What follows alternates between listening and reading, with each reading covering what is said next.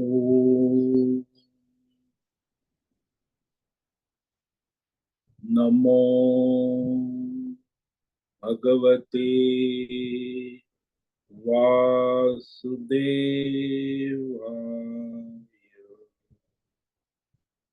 ओम नमो भगवते वासुदेवाय।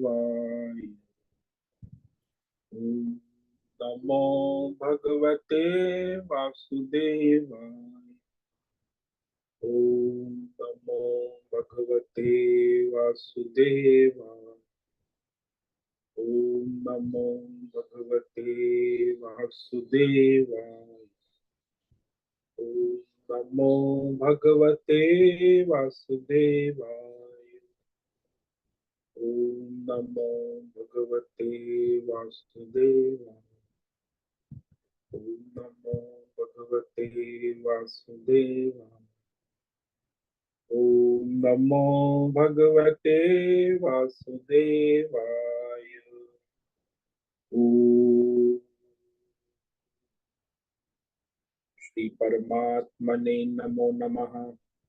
ओम गंगणपतये नमो नमः। ओम सं सरस्वत्यै नमो नमः। ओम गुरुभ्यो नमो नमः। ओम सहना भवतु सहनौ भुनक्तु सह वीर्यं करवावहै तेजस्विनावधीतमस्तु मा विद्विषावहै। ओम शांति शांति शांति। सदाशिवसमारम्भां शंकराचार्यमध्यमाम् अस्मदाचार्यपर्यन्तां वन्दे गुरुपरम्पराम्। ओम पार्थाय प्रतिबोधितां भगवता नारायणेन स्वयं व्यासेन ग्रथितां पुराणम् मध्ये महाभारतम् अद्वैतामृतवर्षिणीं भगवतीम् अष्टादशाध्यायिनीम् अम्ब त्वामनुसन्दधामि भगवद्गीते भवद्वेषिणि। वसुदेवसुतं देवं कंसचाणूरमर्दनं देवकी परमानन्दं कृष्णं वन्दे जगद्गुरुं। नमस्ते परमं ब्रह्म सच्चिदानन्दरूपाय निर्गुणाय नमस्तुभ्यं ओंकाराय नमो नमः। सर्वे दुर्गाणि तरन्तु सर्वे भद्राणि पश्यन्तु सर्वे सद्बुद्धिमाप्नोतु सर्वे सर्वत्र नन्दतु। ओम तत्सत। ओम ओम ओम। आप सभी ऑनलाइन नेटवर्क पर उपस्थित भगवद गीता श्रवण साधकों को आज प्रातः का अभिवादन अभिनंदन अभिवंदन। हरि ही ओम हरि ही ओम हरि ही ओम। हम सबको आज का यह दिव्य दिन तन मन धन जन देश काल विषय वस्तु परिस्थिति अवस्थाएं अध्यात्म भौतिक दैविक क्षेत्र व्यष्टि समष्टि सभी को अपने अपने पूर्व में अनंत जन्मों में किए हुए संचित पाप पुण्य धर्म अधर्म मिश्र सकाम निष्काम कर्मों के फल स्वरूप में वर्तमान में आज सभी को अपने अपने प्रारब्ध अनुसार परमेश्वरीय चिंत्य योग माया के माध्यम से प्रसाद स्वरूप में प्राप्त हुआ है। अतः आज का यह दिव्य दिन परमार्थ हेतु निष्काम सेवा यज्ञ देव यज्ञ ऋषि यज्ञ पितृ यज्ञ मानवता यज्ञ भूत प्राणी यज्ञ सात्विक दान शारीरिक वाचिक मानसिक तप निष्काम कर्म योग ध्यान योग भक्ति योग ज्ञान योग साधनाएं स्वाध्याय वेद शास्त्रों का अध्ययन अध्यापन उपासना आराधना के लिए समर्पित करे और करवा अत्यंत दुर्लभ मनुष्य जीवन को परमार्थ हेतु सार्थक करे और करवावे। आज विक्रम संवत 2081 ज्येष्ठ मास शुक्ल पक्ष की द्वितीया तिथि है दोपहर को 3:54 तक। उसके बाद तृतीया लग जाती है। आज है आर्द्रा नक्षत्र। ये सायं 7:41 तक है। उसके बाद पुनर्वसु नक्षत्र लग जाता है। आज है शनिवार, शनि देव की आराधना, हनुमान जी की आराधना, उपासना का दिन है। और यहाँ ग्रीष्म ऋतु चल रही है। रात्रि का न्यूनतम तापमान 27 डिग्री रहा 2 बजे का, और दिन का 2 बजे का अधिकतम तापमान 41 डिग्री रहा। वायु की गति 5-10 किलोमीटर प्रति घंटा चल रही। ईस्वी सन 2024 8 जून 2024 सुबह के 7 बजने वाले हैं।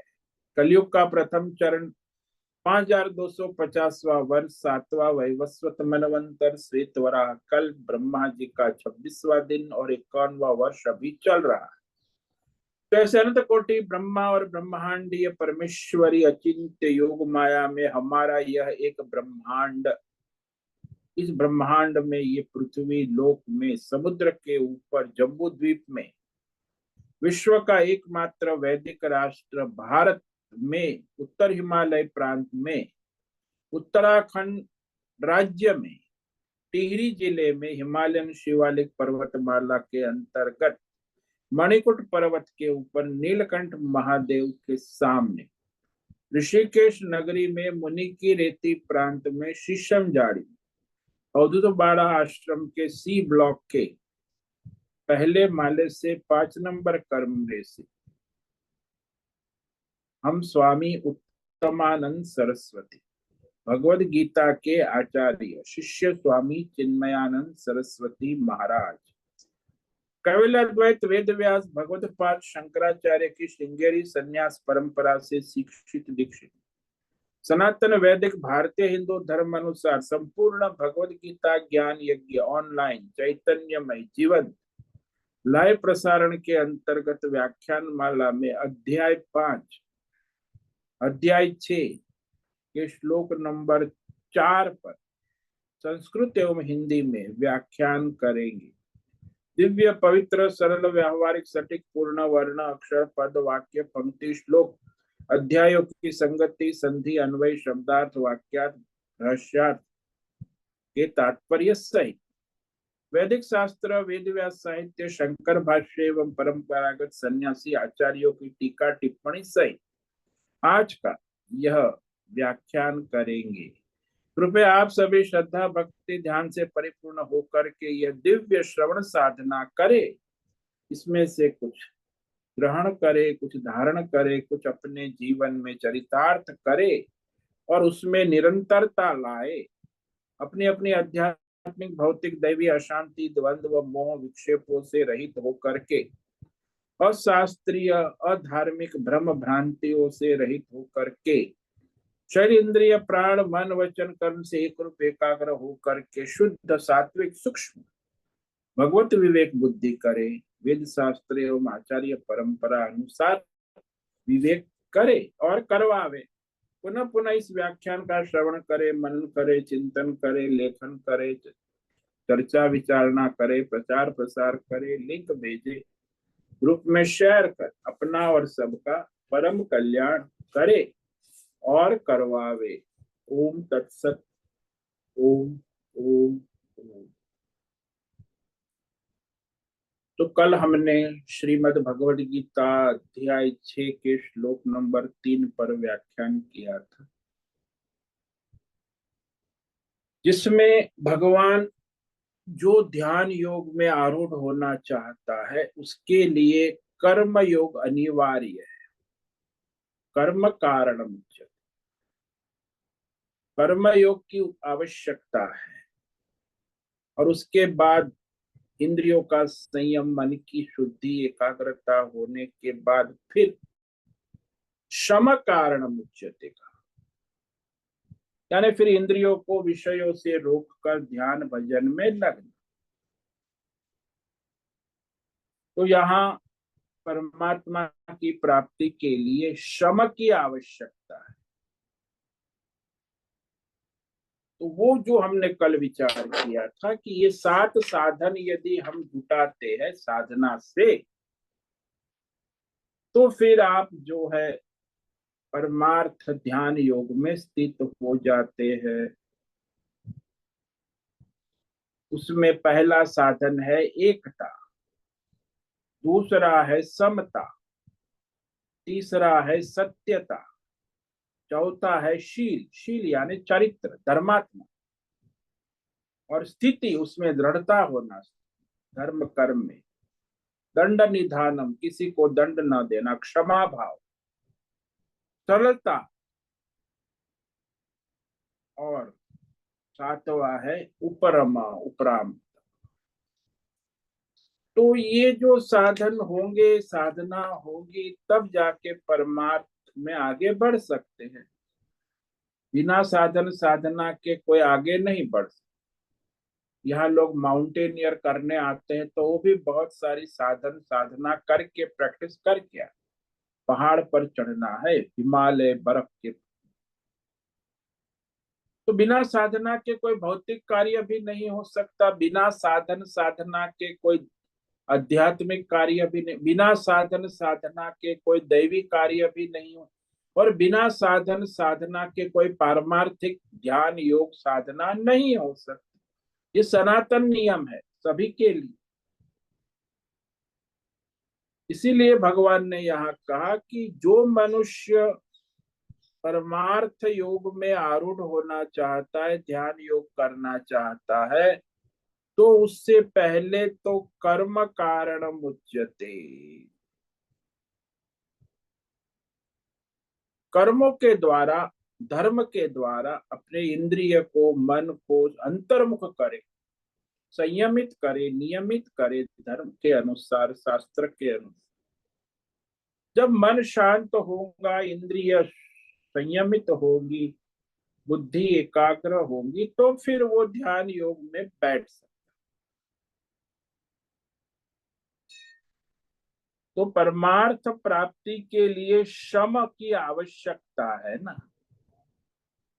श्रम का मतलब है कि वह नदी पर बांध बांधना, और बांध बांधने के बाद जल को योग्य दिशा देना।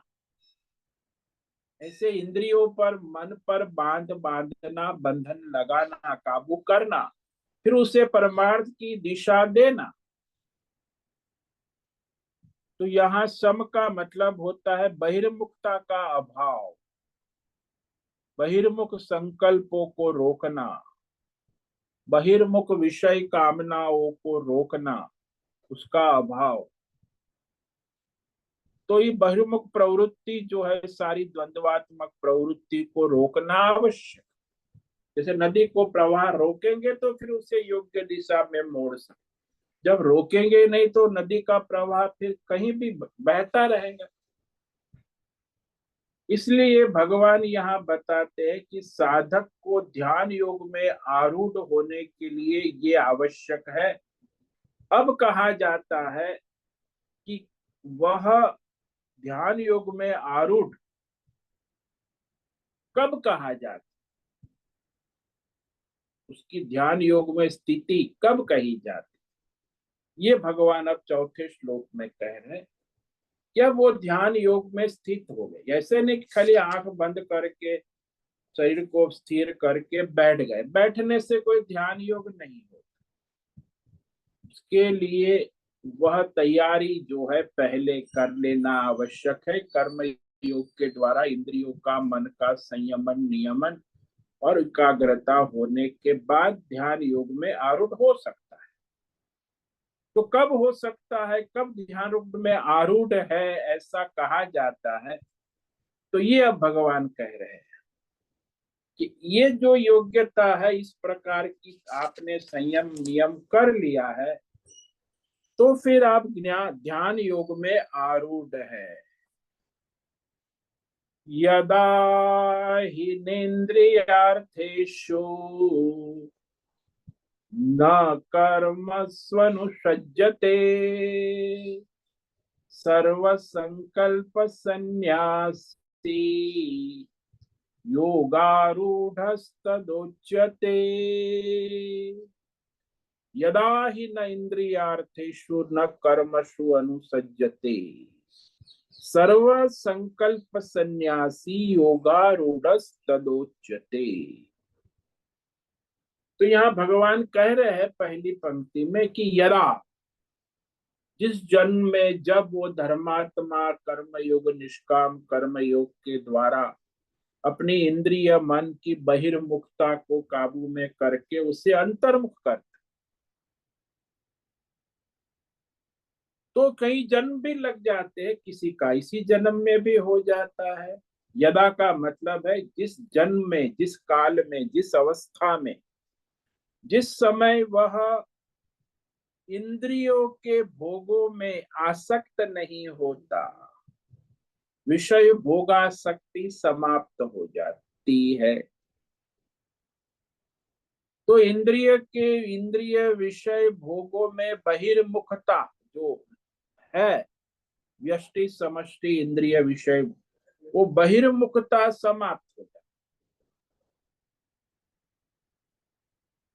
और न ही कर्म और कर्म के फलों में आसक्त होता है, उसका कोई प्रयोजन नहीं रहता। भौतिक अध्यात्म दैव सांसारिक लौकिक यह लोक परलोक के कर्म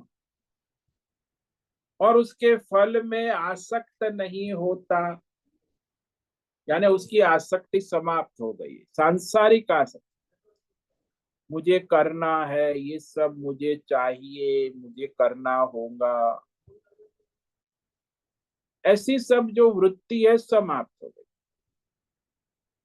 ये जो आसक्ति है, कर्मासक्ति, फलासक्ति, कर्तृत्व आसक्ति, भोक्तृत्व आसक्ति, यानी सांसारिक विषय भौतिक अध्यात्म दैव विषयों में न अनुसज्जते, आसक्त नहीं होता। उस जन्म में, उस अवस्था में, उस काल में वह सारे भौतिक अध्यात्म दैवी सांसारिक संकल्प का त्यागी, संकल्प सन्यासी, सभी संकल्पों का त्यागी, व्यष्टि समष्टि सांसारिक भौतिक आध्यात्मिक दैवी सर्व संकल्पों का त्यागी ध्यान योगारूढ़ कहा जाता है। कि उसकी बुद्धि में कोई भौतिक अध्यात्म दैव व्यष्टि समष्टि संकल्प नहीं है, सभी संकल्पों का त्याग उसका स्वभाव हो जाता है। तो ये सारे भौतिक अध्यात्म दैव विषयों का संकल्प का स्वभाव से परित्याग कर देता है, तो वह ध्यान युग में आरूढ़ कहा जाता है। तो यहाँ भगवान ने दो बात कही। पहले कहा कि जब वह 10 इंद्रिय और उसके 10 प्रकार के भौतिक अध्यात्म दैव विषयों में आसक्त नहीं होता और उसके कर्मों में भी आसक्त नहीं होता,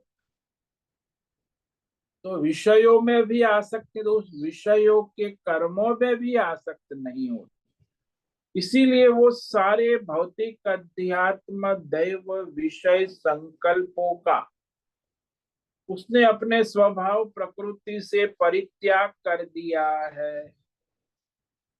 तो वह ध्यान योग में आरूढ़ कहा, यानी ध्यान योग में बैठा हुआ कहा जाता है।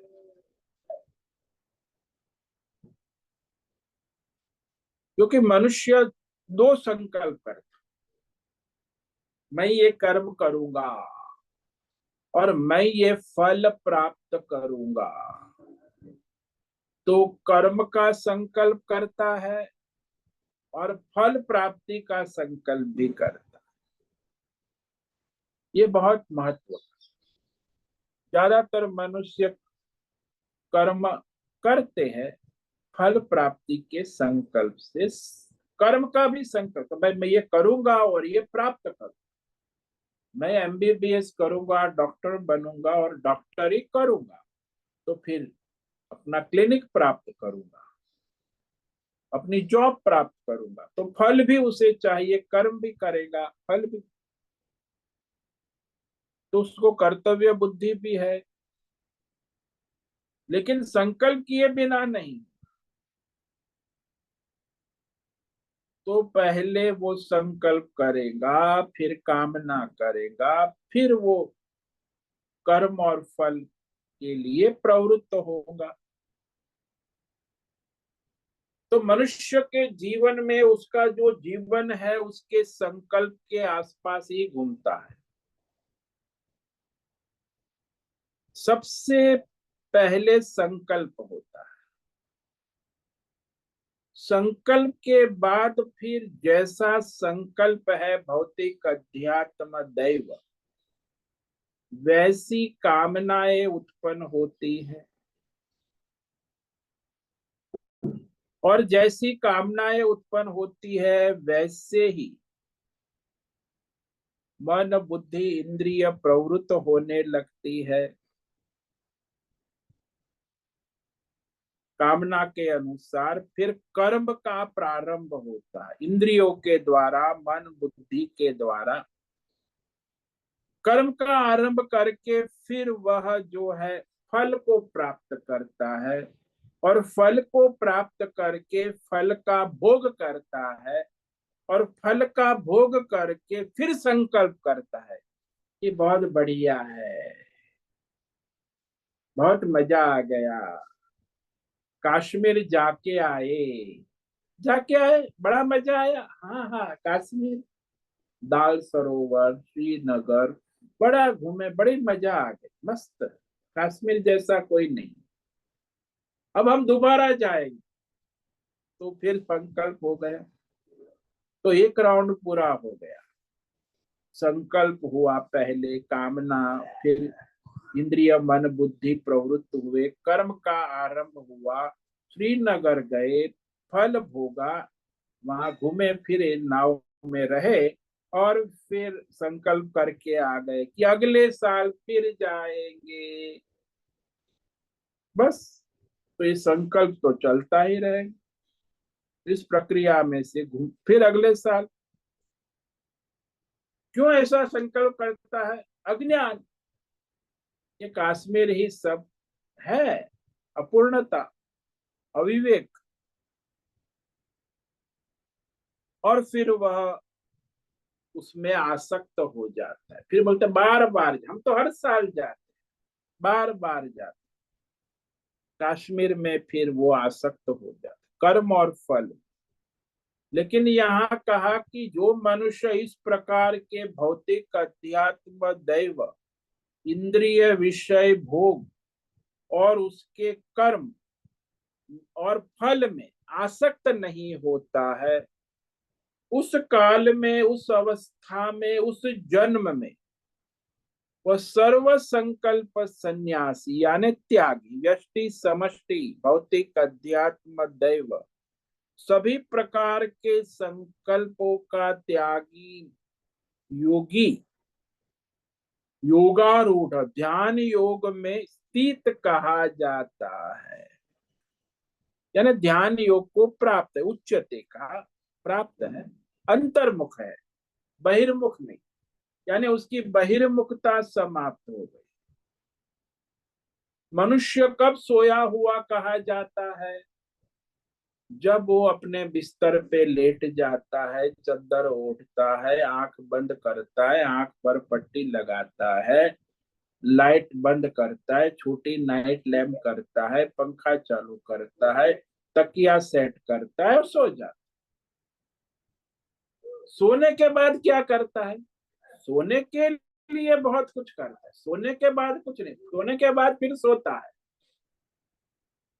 वैसे ही है, कर्म योग के करने के बाद जो ध्यान योग में चला गया, तो फिर वहां कोई सर्व संकल्प संन्यास, कर्म योग का उपयोग पूरा हो गया। तो निष्काम योग की सारी साधन साधना पूरी हो गई। 10 इंद्रिया मन संयमित हो गया, नियमित हो गया, धर्म के अनुसार अंतर्मुख हो गई, अंतःकरण शुद्ध हो गया। अब मैं ध्यान योग आरूढ़ होने योग्य हो गया। तो आप ध्यान योग में आरूढ़ है, उसकी योग्यता कब समझनी चाहिए? बोले जब वह सात्विक अंतकरण होगा धर्म कर्म के द्वारा, इंद्रियों का संयम होगा कर्म योग के द्वारा, सात्विक निष्काम धर्म कर्म योग का अभ्यास कर लिया है, यानी पास हो गया, सात्विक हो गया, अंतकरण और सारा द्वंद्व समाप्त हो गया, तो वो ध्यान योग में स्थित होने को उत्सुक है।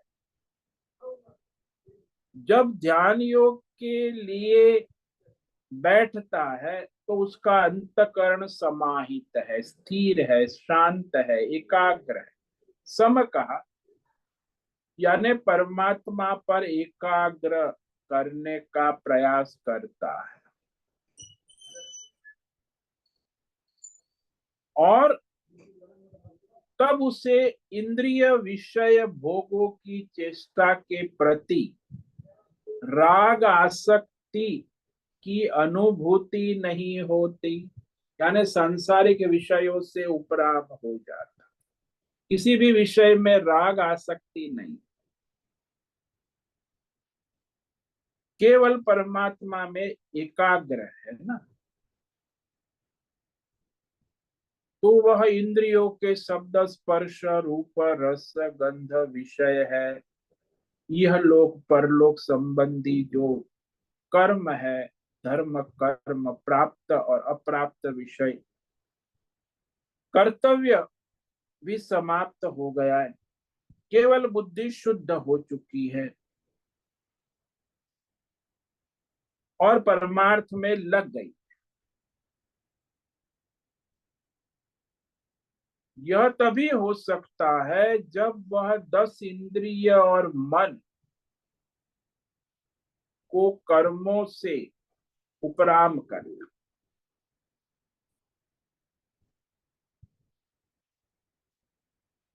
तो उसे कर्म और उसके फल का प्रयोजन समाप्त हो चुका है, यानी लौकिक कर्म जो सांसारिक विषय कर्म,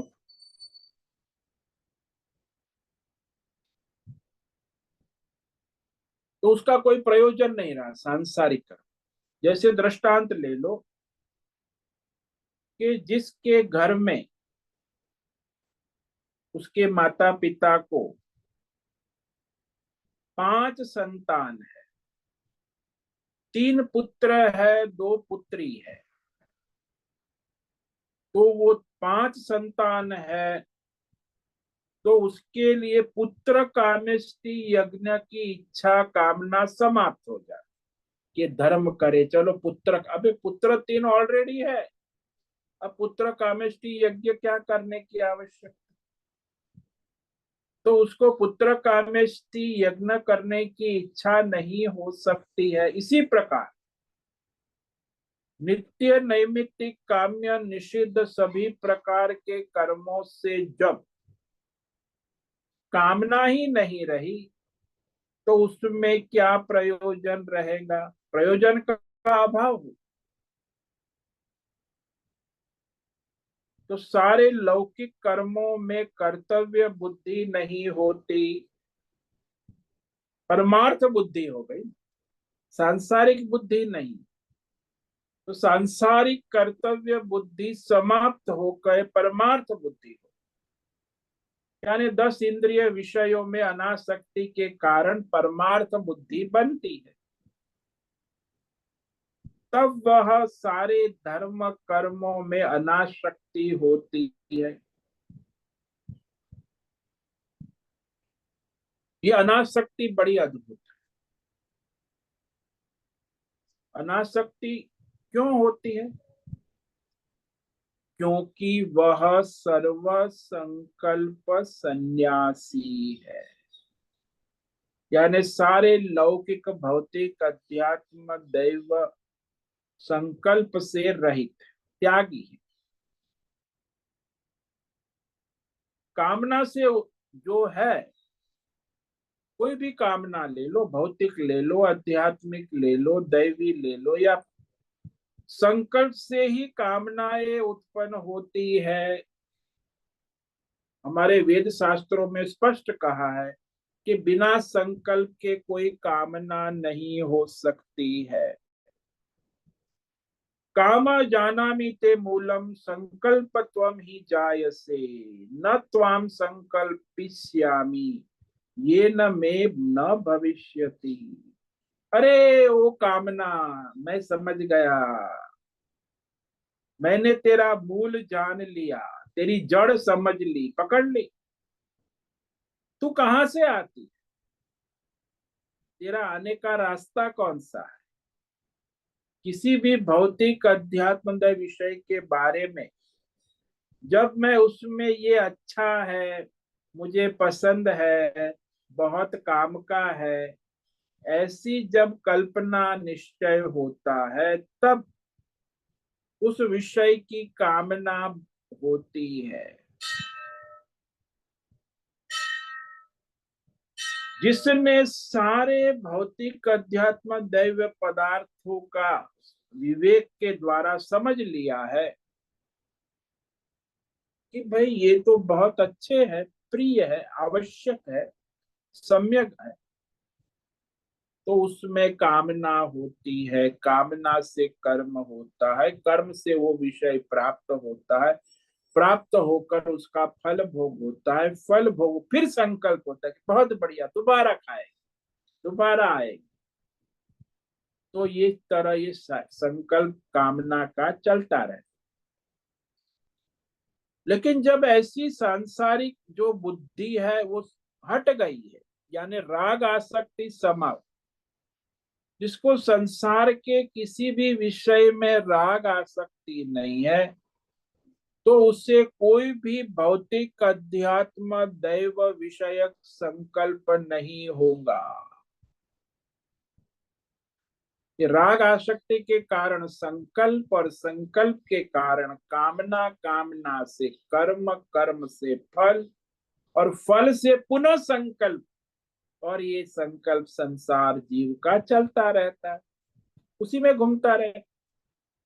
किसी भी विषय का संकल्प से ही कामना उत्पन्न हो। जब मैं संकल्प ही नहीं करूं तो कामना कहां से उत्पन्न हो। जैसे दृष्टांत ले, भाई एक युवक है, अच्छा खासा पढ़ता लिखता है, तो वो कहता है कि मेरा संकल्प है कि मैं विवाह नहीं करूंगा। तो क्या करोगे, परमार्थ करूंगा। तो उसका वो संकल्प जो है विवाह न करने का संकल्प, आजीवन नैष्ठिक ब्रह्मचारी रहने का संकल्प, तो उस संकल्प से उसके सारे वैवाहिक कामना, कर्म और फल सब समाप्त हो। कि किससे विवाह करूंगा, कहाँ रहूंगा, घर क्या होगा, फिर विवाह करके क्या करूंगा, कितने बच्चे होंगे, सारी समस्या समाप्त, क्योंकि सब विवाह का संकल्प ही समाप्त। तो विवाह के संकल्प के बाद जब विवाह करने का कर्म करेगा तो उसका फल उसको घर गृहस्थी सब मिलेगा, वो सब समाप्त।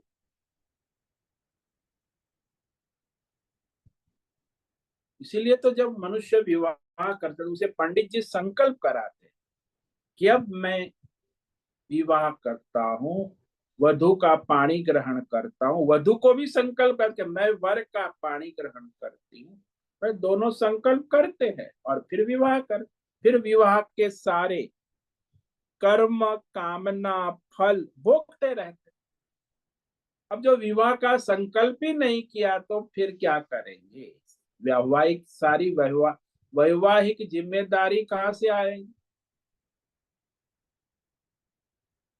तो जब मैं संकल्प करूंगा ही नहीं तो फिर ये वैवाहिक विषय कामना आएंगी कहाँ से। जितने भी, चाहे वैवाहिक कहो, चाहे शास्त्रीय कहो, चाहे भौतिक कहो, आध्यात्मिक कहो, दैवी कहो, किसी भी विषय का संकल्प करो, लौकिक कहो, व्यष्टि कहो, समष्टि कहो, सारे के सारे विषय हमारे संकल्प मूलक है। आपने संकल्प किया, पहले संकल्प होगा विषय, किसी भी विषय, संकल्प होगा तब कामना होगी, कामना होगी तब कर्म होगा, कर्म होगा तब फल होगा, और फल भोग के बाद फिर संकल्प होगा। विषय संकल्प मूलक ही सारा भौतिक अध्यात्म दैव संसार है। तो संकल्प के बिना ये सांसारिक कामनाएं उत्पन्न ही नहीं हो सकती। जिसने सांसारिक विषय संकल्पों का परित्याग कर, तो स्वतः सारे भौतिक अध्यात्म दैव कर्मों का परित्याग हो जाता है, अपने आप प्राप्त हो जाता है। इसलिए भगवान ने इस श्लोक में कहा कि सर्व संकल्प सन्यासी।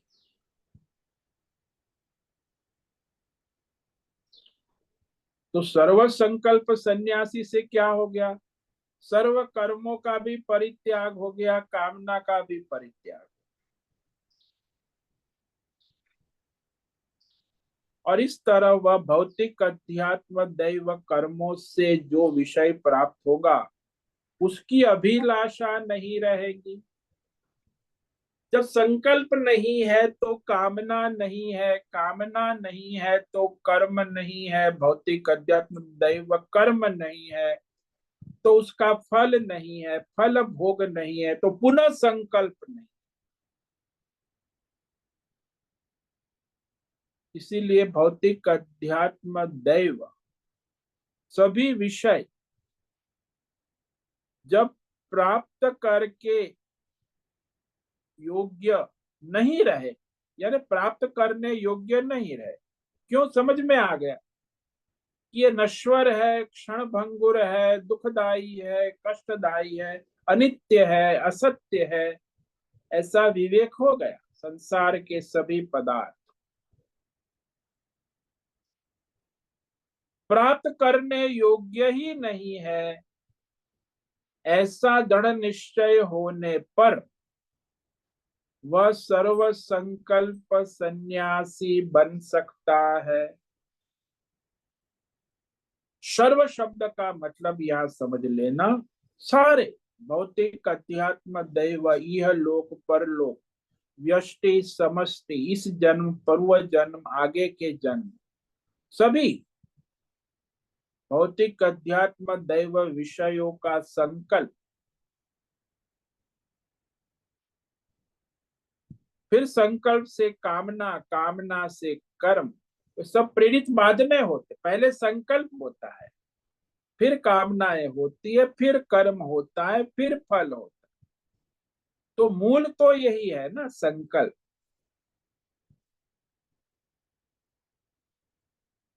और वह निश्चय दृढ़ हो गया कि वो सर्व संकल्प सन्यासी बन गया, कि सारी कामना और कर्म में प्रेरित कैसे हो सकता है? क्योंकि वही तो सबको कामना, कर्म और फल में प्रेरित करता है, वो संकल्प। संसार में आप देखो, कोई भी मनुष्य संकल्प करता है विषय, तो उस अनुसार फिर उसकी कामनाएं उत्पन्न हो, उस अनुसार उसके कर्म होने लगते, उस अनुसार वो फल भी भोगने लगता है। जैसे जैसे जिसके संकल्प में प्रकृति स्वभाव बन जाता है, उसका संकल्प ही उसकी। तो जिसने संकल्प ही नहीं किया, सर्व संकल्प, एक नहीं सर्व संकल्प, इसलिए भगवान ने केवल संकल्प सन्यासी नहीं कहा, सर्व संकल्प सन्यासी। भौतिक अध्यात्म दैव बाहर इंद्रिय विषयों के सारे संकल्पों का त्याग, अपने आप सारी कामनाओं का परित्याग हो जाएगा, कर्मों का भी अपने आप परित्याग हो जाएगा। कर्म करना असंभव होकर सर्व कर्म संन्यास स्वतः प्राप्त हो जाता। वही तो कह रहे हैं ना, आपको दृष्टांत दिया कि जिसने विवाह का संकल्प त्याग दिया है, उसे सारी वैवाहिक जिम्मेदारियों का त्याग हो गया, वैवाहिक कर्मों का त्याग हो गया, वैवाहिक फलों का त्याग हो गया, वैवाहिक संकल्पों का सारे वैवाहिक जीवन का ही त्याग हो गया। क्यों? वैवाहिक संकल्प का ही त्याग। तो विवाह का सारा समस्या ही समाप्त। तो संपूर्ण सर्व कर्म संन्यास, क्योंकि विवाह का संकल्प ही उसने छोड़ दिया, तो विवाह के सारे कर्म कामना फल के बंधन स्वतः समाप्त हो गए।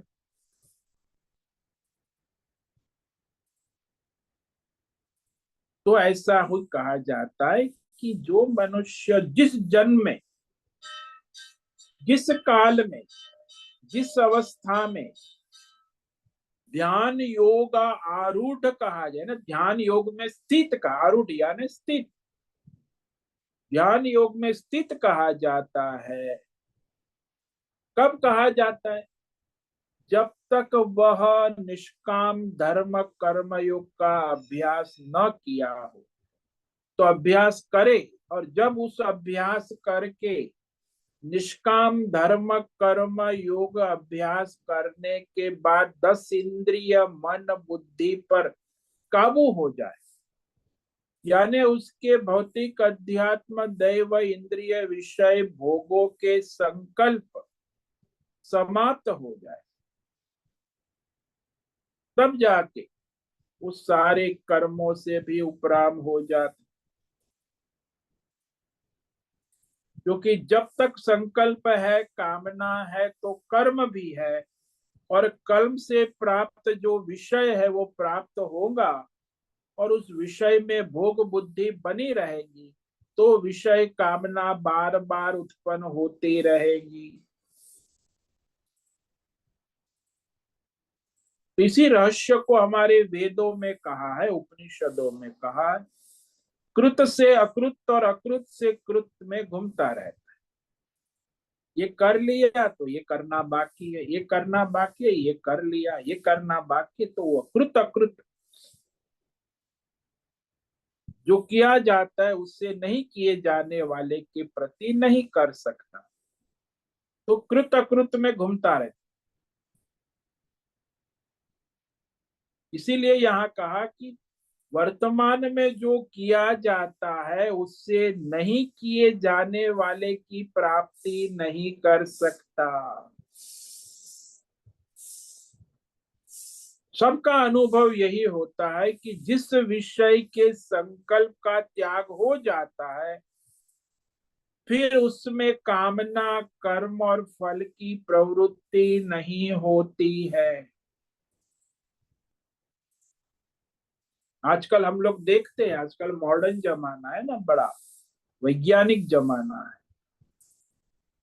तो आजकल ज्यादातर हम ये देखते हैं कि पहले जो 100-200 साल पहले वेद शास्त्रों के अध्ययन में सभी भारतीयों का दृढ़ संकल्प होता था। सभी भारतीय चाहते थे वेद पढ़ना है, बड़ा उत्साह होता था परिवार में, माता पिता भाई गुरुकुल में भेजते थे कि मेरा बेटा वेद शास्त्र का अध्ययन अध्यापन करके वापस आए। तो उसके लिए परिवार और वह स्वयं विद्यार्थी बड़ा प्रयत्न करते थे, विशेष प्रयत्न कर कि वेद शास्त्र अध्ययन करने गुरुकुल में जाते थे। और आज के मॉडर्न जमाने में क्या हो गया? उल्टा हो गया। अब उसकी जगह जो वेद शास्त्र अध्ययन नहीं करना है तो क्या करना है? सीए बनना है, एमबीए बनना है, कंप्यूटर इंजीनियर बनना है, डॉक्टर बनना है, तो इस तरह कॉमर्स आर्ट साइंस, तो जिसकी उसके लिए विशेष प्रयत्न करते हैं। आज के युग में देखो, कोई वेद के लिए सपना भी देखता नहीं है, उनको डॉक्टर बनना है, सीए बनना है, एमबीए इंजीनियर डॉक्टर। तो सारे परिवार वाले, समाज वाले, सरकारें और सभी व्यक्ति जो विद्यार्थी है वह भी उसी में लगा रहता है। आज देखो हमारे यहाँ वैदिक पाठशाला है, यहाँ ऋषिकेश में भी है, हरिद्वार में भी है। सारा निशुल्क भोजन मिलता है, निशुल्क वस्त्र मिलते हैं, निशुल्क पुस्तकें मिलती है, निशुल्क आचार्य पढ़ाता है, निशुल्क ट्यूशन मिलता है। सारी सुविधाएं होने पर भी वेद पढ़ने वाले विद्यार्थी नहीं मिलते हैं, और वहां सीए, इंजीनियर, डॉक्टरी की शिक्षा के लिए लाखों करोड़ों रुपए की भर्ती कराने के लिए एक सीट का दिया जाता है। बड़ी होड़ लगी है, सारे भारतीय लोग अब सब डॉक्टर, इंजीनियर, सीए, एमबीए बनना चाहते, कोई वैदिक पढ़ना नहीं। वो संकल्प समष्टि भी है ना, व्यष्टि और सरकारें भी उसी को प्रोत्साहन देती है, नई नई इंजीनियरिंग कॉलेज, डॉक्टरी, मेडिकल इंस्टीट्यूट खड़े करती रहती है। तो सरकार भी करोड़ों अरबों रुपया खर्च करती है, परिवार वाले भी लाखों करोड़ों खर्च करते हैं, होड़ लगी कि वहां मेडिकल में सीट मिल जाए, इंजीनियरिंग में सीट मिल जाए, एमबी में, सीए में सीट मिल जाए। तो इस प्रकार भौतिक विषय का संकल्प दृढ़ हो गया, व्यष्टि समझ।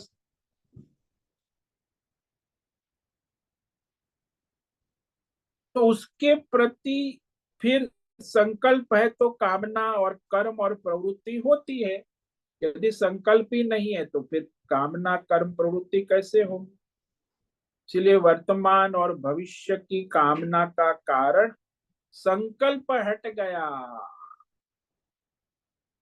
उससे किसी भी भौतिक, आध्यात्मिक, दैव कर्म में प्रवृत्ति नहीं हो सकती। आचार्य कहते हैं, हमारे लिखते हैं कि बिना संकल्प के कोई मनुष्य हिल डुल भी नहीं सकता, यानी बैठा हुआ उठता भी नहीं। बिना संकल्प का जैसे सो गया है रात को तो फिर कुछ नहीं कर, संकल्प है उठ गया तो संकल्प है तो कुछ करेंगे। उठने का कोई ना कोई विषय काम संकल्प होता है। ध्यान में बैठा यदि कोई संकल्प नहीं है तो ध्यान में बैठे, लेकिन कोई संकल्प है तो फिर उठेगा, कोई ना कोई विषय काम संकल्प, तभी उठने की क्रिया भी करेंगे। इसीलिए सर्व संकल्प सन्यासी का अर्थ है कि सारी की सारी भौतिक, अध्यात्म, दैव कामना, उसके सारे कर्मों का परित्याग हो जाता है, तब वो ध्यान योग में आरूढ़ कहा जाता है, ऐसा कहा जाता है। वास्तव में ध्यान योग केवल सर्व संकल्प सन्यासी ही कर सकता है। सन्यासी नहीं, आजकल के जो मॉडर्न सन्यासी है वो भी ध्यान योग, वो तो बहुत संकल्प लेके बैठे, संस्थाएं लेके बैठे। जो सर्व संकल्प सन्यासी है वही ध्यान युग में आरूढ़ हो सकता है। जैसे पायलट की कॉकपिट में, प्लेन की कॉकपिट में पायलट ही बैठ सकता है, वो प्लेन को उड़ा सकता है। पायलट के सिवा कोई पैसेंजर उस कॉकपिट में बैठकर प्लेन को उड़ा नहीं सकते। ऐसे ही ध्यान योग में बैठा हुआ मनुष्य ही परमार्थ की फ्लाइट उड़ा सकता है। ध्यान योग में बैठा हुआ, उसके लिए उसे पायलट बनना होगा। पायलट बनने के लिए उसे ट्रेनिंग लेनी होगी। ट्रेनिंग के बाद पायलट, ट्रेनिंग पूरी होने के बाद वो पायलट केबिन में बैठकर वो प्लेन को उड़ा सकता है। ऐसे ही पहले कर्म योग करेगा, धर्म कर्म योग, फिर वो ट्रेनिंग पूरी होगी तो वो फिर ध्यान योग केबिन में बैठेगा। ध्यान योग केबिन में बैठेगा तो फिर परमार्थ की फ्लाइट उड़ा सकता है, नहीं तो परमार्थ की फ्लाइट टेक ऑफ हो ही नहीं सकती। तो ऐसा कहा गया। तो ध्यान योग ओराड हो जाता है, तब उसे क्या करना है, यानी पायलट कॉकपिट में बैठ गया तो उसे क्या करना होगा, ये अब आगे भगवान कह रहे हैं कि ध्यान योग में बैठने के बाद क्या करना आवश्यक। तो इस श्लोक को तो आज पढ़ेंगे, इस पर विचार कर करें। उद्धरेदात्मनात्मानं नात्मानम् अवसादयेत् आत्मैवह्यात्मनो बंधु आत्मैव रिपुरात्मनः।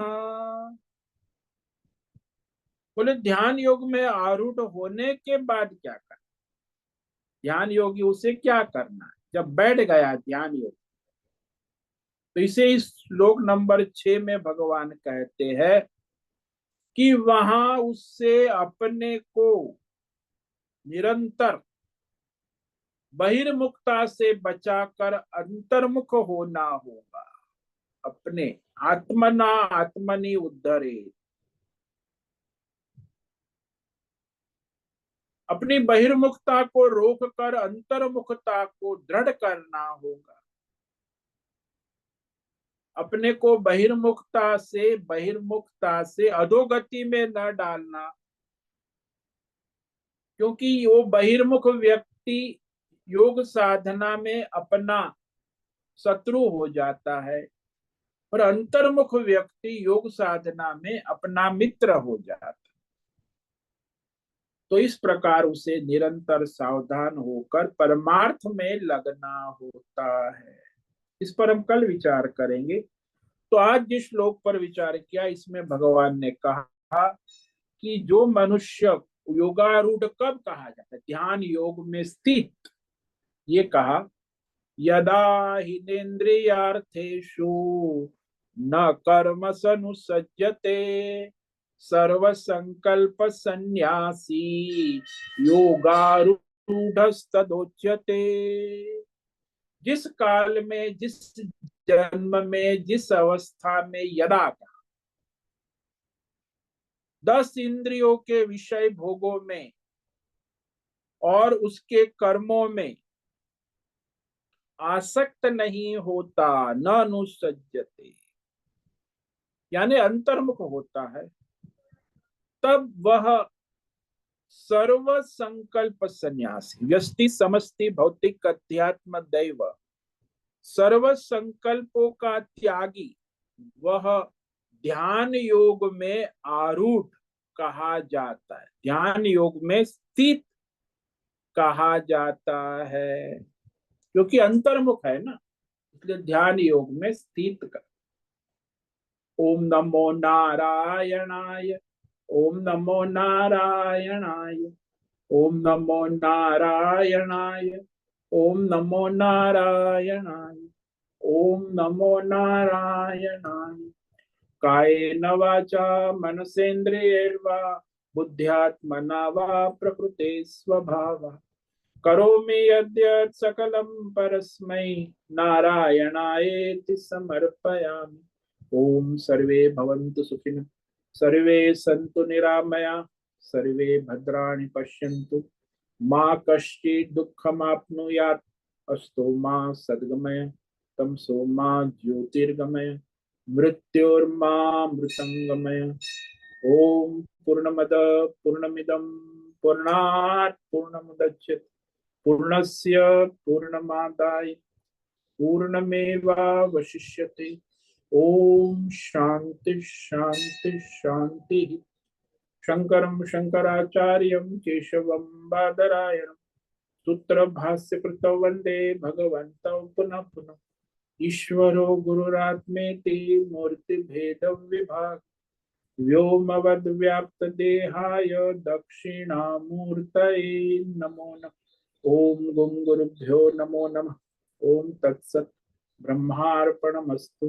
ओम ओम ओम।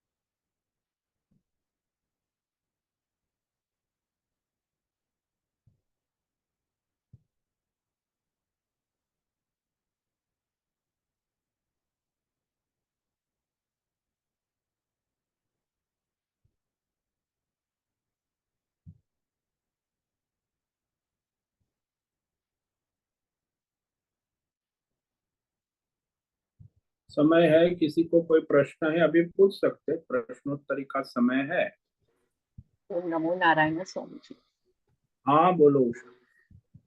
तो हम ये कह मान सकते हैं या कह सकते हैं कि कर्मयोगी सबसे कठिन है, क्योंकि वो उसमें तो बहुत ही वक्त लगता है ना।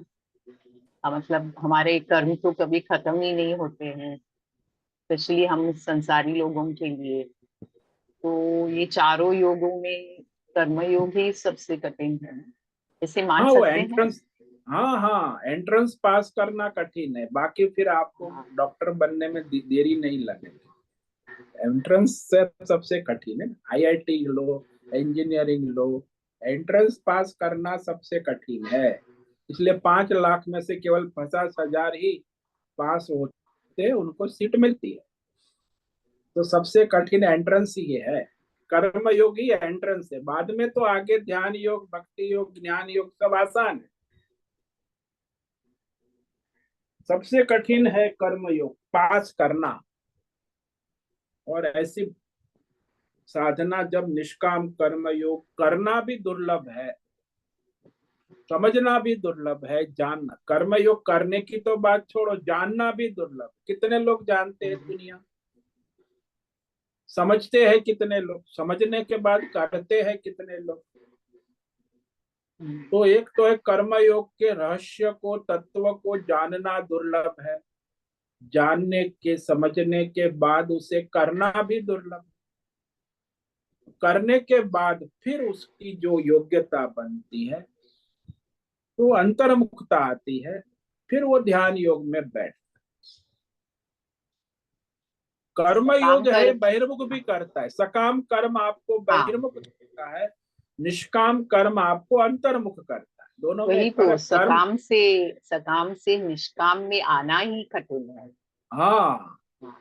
वो कठिन है, इसीलिए वो मार्ग जो है कठिन है, इसीलिए विशेष प्रयत्न पुरुषार्थ करना आवश्यक है। तो निष्काम कर्म योग ईश्वर को समर्पित भाव से अपना कर्म करना, नहीं कि काम संकल्प से, भौतिक अध्यात्म दैव अपने कामना से संकल्प न करे, ईश्वर के लिए संकल्प करे। ज्यादातर मनुष्य ईश्वर के लिए, प्राप्ति के लिए संकल्प तो करते, लेकिन उनकी प्रायोरिटी होती है सांसारिक संकल्प भी, चाह, कामना। तो फिर दोनों कैसे होगा? सांसारिक संकल्पों को छोड़ेगा, ईश्वरीय संकल्प करेगा, तब जाके बात बनेगी। वहीं से निकलना ही मुश्किल है। हाँ संसारी। सांसारिक संकल्पों को भी रखना चाहता है और ईश्वरीय संकल्प भी चाहता है, तो दोनों कैसे होगा? इसीलिए हमारे सनातन धर्म में ये जो संन्यास शब्द है बहुत ही महत्व का है। त्याग, त्याग संन्यास के बिना कोई परमार्थी हो ही नहीं सकता, परमार्थ शुरू ही नहीं होता। पहले तो कर्म फल का त्याग है। तो कर्मयोगी को भी भगवान ने सन्यासी कहा, क्योंकि वो फल का आश्रय छोड़कर अपने करने योग्य स्वधर्म कर्म ईश्वर के लिए करता है, नहीं कि अपने लिए, समष्टि के लिए, भौतिक अध्यात्म दैव विषय के लिए नहीं, संसार के लिए नहीं, परमार्थ के लिए कर। तो वहीं से उसका कर्म योग शुरू होता है। कर्म तो वही रहता है, कर्म नहीं बदलता। पहले वो संसारी था, भौतिक दैव संसार के लिए कर्म संकल्प करता था, अब वो संसारिक संकल्प छोड़कर अपने करने योग्य प्रारब्ध कर्म ईश्वर के लिए करता है।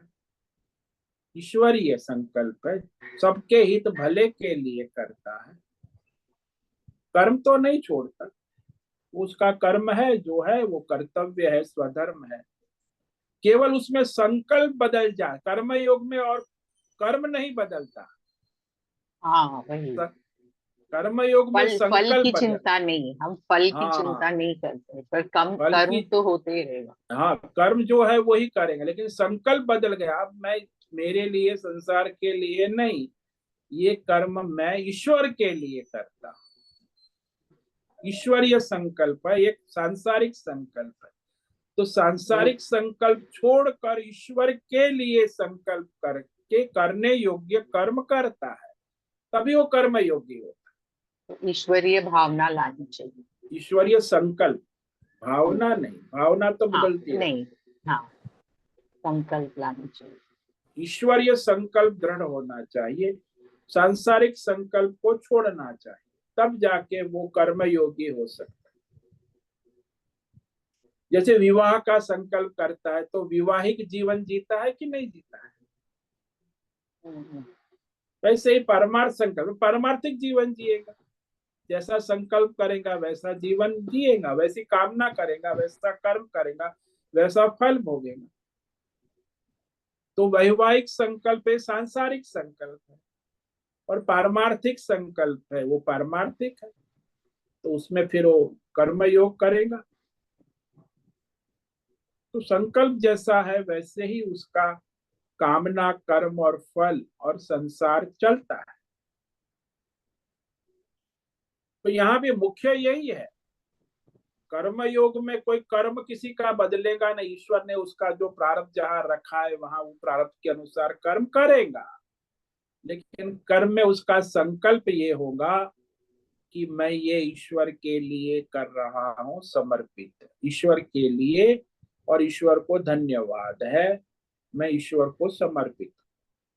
संसार के लिए, मेरे लिए, व्यष्टि समष्टि के लिए, भौतिक अध्यात्म दैव विषयों के लिए मैं कर्म नहीं करता। जो कर्म है वो ईश्वर के लिए करता, तब वो कर्म योगी होता है। वो संकल्प से ही कर्म योगी होता है, ईश्वरीय संकल्प से ही। सांसारिक संकल्प छोड़ता है, ईश्वरीय संकल्प करता है, वो योगी हो जाता है, निष्काम कर्म। यहाँ संकल्प महत्व का है।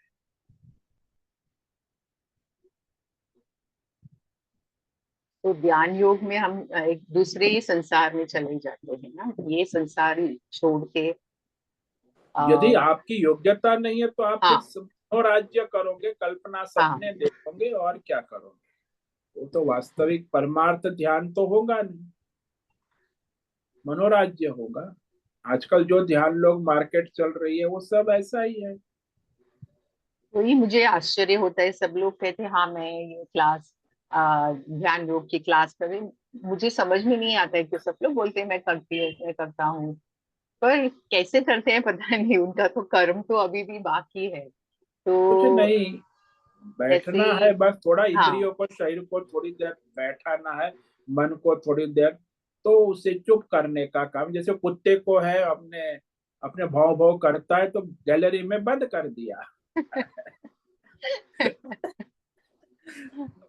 तो 2-3 घंटे वो कुत्ते के मालिक को भी शांति, कुत्ते को भी चुपचाप फिर वहां बैठेगा, सो जाए, हाँ और हाँ क्या करे।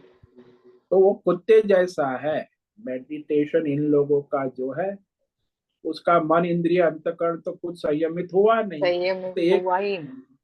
हाँ, और वो ध्यान में बैठे तो थोड़ा जबरदस्ती इंद्रिय मन को काबू में करके हाँ, थोड़ी देर वो बैठते हैं।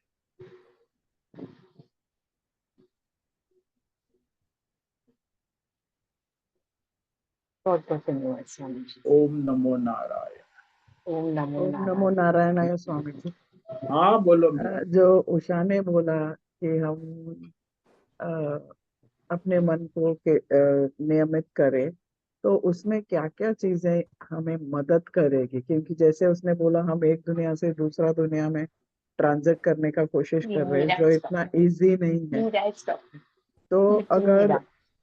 अगर अ, हम हमें जैसे आपने बोला संकल्प के बिना हम हिलते भी नहीं हैं। अपने मन में हाँ पहले जी, एक संकल्प होता है। हाँ जी, जैसे हाँ सो जी। के उठ गए तो संकल्प है अभी जाके मुझे दूध गर्म करना है, ये करना हम्म। है।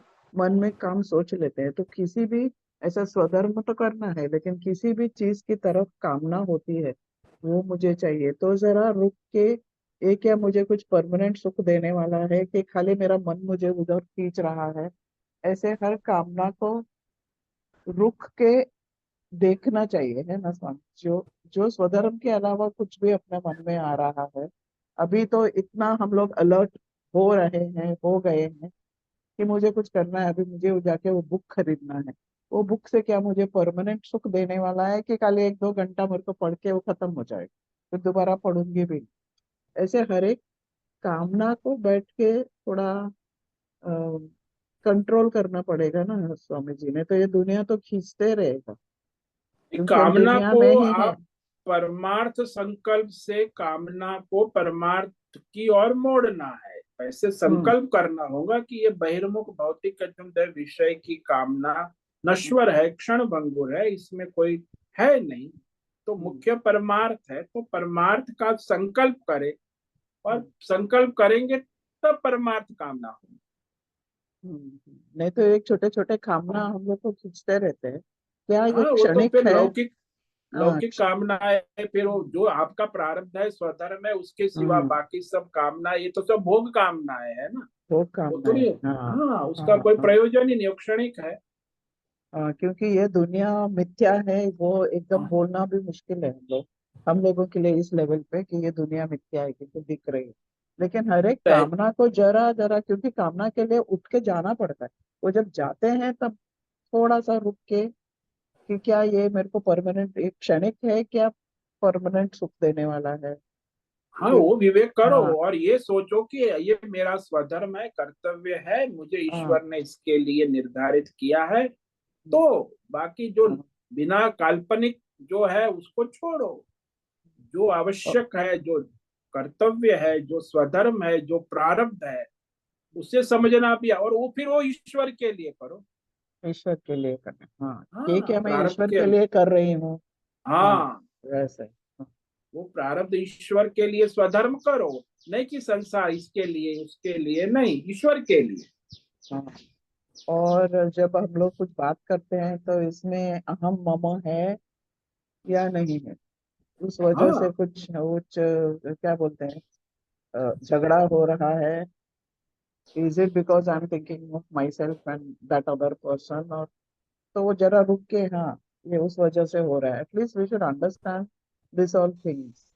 और क्या मदद कर सकता है स्वामी जी जैसे। नहीं, आप विवेक करो कि मैं अहम मम से कर रही हूँ कि ईश्वर को समर्पित होकर। हम्म हम्म तो ईश्वर आएगा तो अपने आप आपका अहम मम नहीं रहेगा, दोनों साथ में नहीं रह सकते। हम्म, हम्म। तो ईश्वरीय संकल्प से अपना स्वधर्म करो, बस, सीधा हम सरल मम है। को निकालना भी मुश्किल है ना स्वामी जी, हर नहीं, एक वो बात ईश्वरीय में। संकल्प करोगे अपने आप नहीं, दोनों साथ में नहीं रह सकते। हाँ, मैं ईश्वर को समर्पित ईश्वर के लिए करता हूँ, तो मैं मेरा कहाँ रहा, वो ईश्वर आ गया वहां। दोनों साथ में नहीं रह सकते। अहम ऐसे मम हम लोग होगा तो ईश्वर, ऐसे ईश्वर है तो अहम मम थियोरेटिकली नहीं, दोनों थियोरेटिकली तो साथ में नहीं। समझ गया है स्वामी जी, लेकिन हाँ, उसको प्रैक्टिस करना होगा आपको, प्रैक्टिस, ईश्वर को क्योंकि ध्यान में ये रख। दुनिया का पकड़ बहुत कड़क है ना हमारे ऊपर। हम हम्म। ऑल दिस अभी तक तो हमने यही किया है, मेरे लिए जो अच्छा है, मेरे फैमिली के लिए जो अच्छा है, मेरा जो हाँ, तो कर्तव्य है, ऐसा सब। हम्म, वो सब हो गया जो हो गया, लेकिन अब विचार करो, विवेक हम्म, करो कि ईश्वर के लिए करना है, बस। बात समाप्त हो गई, जो हो गया सो हो गया, अब क्या करना है। जो है उसको हम ईश्वर के लिए करें, हम्म। अहम मम के लिए ना करें, बस। ये आपको कर सकते हो, कभी भी कर सकते और फैमिली का भला तो भगवान ने ऑलरेडी स्क्रिप्ट किया हो। है वो सब उससे। ईश्वर को ऊपर छोड़ो ना, आप तो ठेका हाँ लेके बैठे हो, क्या क्या है, हाँ कुछ ईश्वर हाँ का है, ईश्वर के अधीन है। कोई ईश्वर पे आ गए तो फिर आप निश्चिंत हो जाओ। और ऐसा लगता है कि मैं नहीं करूँ तो कौन करेगा अभी, वो ऐसा भी ये सब ईश्वर को एकदम गलत समर्पित है। होना चाहिए, हाँ ये सब हाँ बकवास है, ये भ्रम है, अज्ञान है। हाँ ईश्वर की सत्ता में ही सब चलता है, सबका चलता है, व्यष्टि समष्टि, कोई हाँ। किसी का ठेकेदार नहीं है, ईश्वर ही है सबका चलाने वाला। ये समझना आवश्यक। प्रकृति और ईश्वर सब चला ही रहे हैं, हाँ, हम कल नहीं भी रहेंगे तो भी वो चलती तो रहेगी, हाँ, रुकेगी वो तो नहीं। आप सोचो, आप मर गए तो क्या होगा, क्या हम्म, आपकी सब जिम्मेदारी समाप्त हो जाएगी। हम्म। क्या ऐसा बकवास है, जिम्मेदारी जिम्मेदारी ये सब ईश्वर चलाते, केवल आप अपना स्वधर्म करो ईश्वर के लिए, बस। हाँ स्वामी जी, एक अलग ही दुनिया है। हाँ, टोटली अलग है ईश्वर की दुनिया और इस संसार की दुनिया, दोनों। बहुत बड़ा माया में फंसा दिया है हमको भगवान ने। हाँ, तो आप निकल भी सकते हो भगवान के सहारे। हम्म, अब भगवान के हाथ पकड़ के ही इस दुनिया से उस दुनिया में, हाँ जी, हाँ जी, हाँ मतलब जी। इसी दुनिया में रह के अपने मन में दूसरा दुनिया में रहना चाहिए। हाँ जी, हाँ अपना जी, मन और बुद्धि में। हाँ जी। ओम नमो नारायणाय। ओम नमो। ठीक है, आज का समय पूरा होगा। सभी साधकों को आज का ओम नमो नारायणाय।